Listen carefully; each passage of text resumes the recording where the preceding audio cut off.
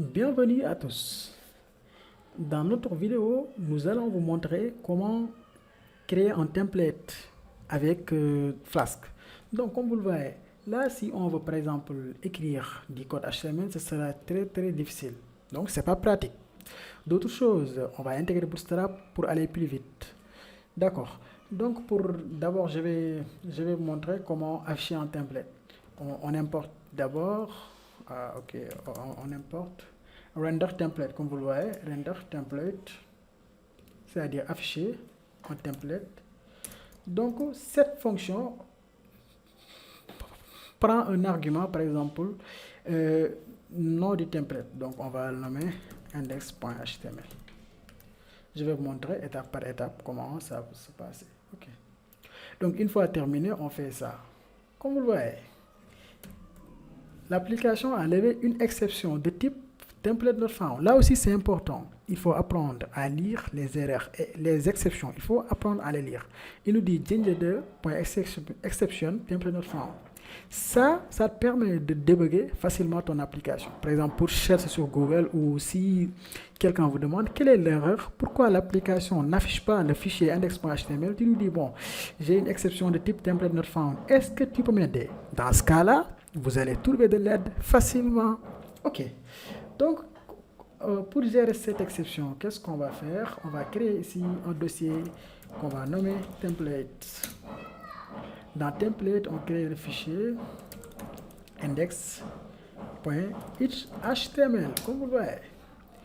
Pour, par exemple, avoir le markup, je vais faire un point d'exclamation et entrée. Donc, bon, je vais mettre apprendre Flask. Donc, je vais mettre un H2. Hello. Bonjour tout le monde. Ok. Donc, on va essayer. Bon, le tour est joué. Donc, vous avez appris comment créer un template en quelques minutes. Flask est pratique et très simple. Donc, je vais intégrer Bootstrap. Pour Bootstrap, allez dans getbootstrap.com et cliquez sur Get Started.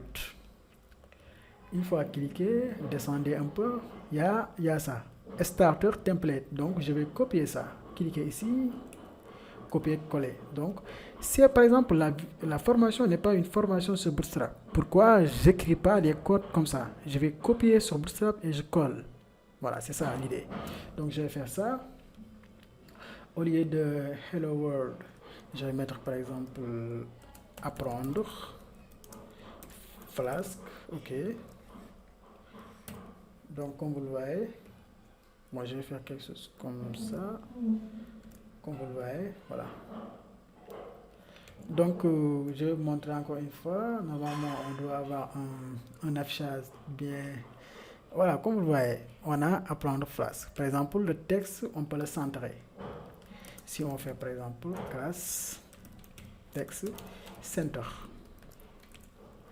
pour voir qu'est-ce qu'on a. Comme vous le voyez, pour savoir tout ça, vous pouvez venir dans documentation, cliquer sur par exemple components, voilà, pour voir quels sont les composants de Bootstrap qui permettent de coder le plus rapidement possible.